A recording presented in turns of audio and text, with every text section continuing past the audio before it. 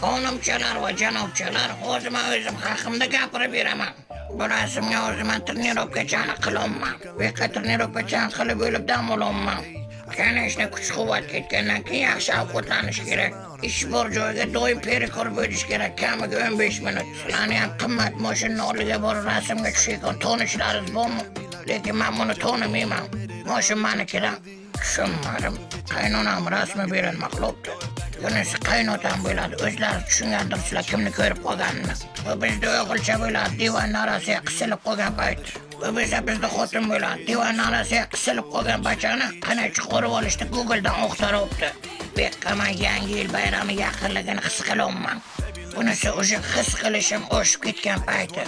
Kechasi bilan 50 marta telefon qilgan xotinim naqdi. Ichmaganman, ishonmayapti.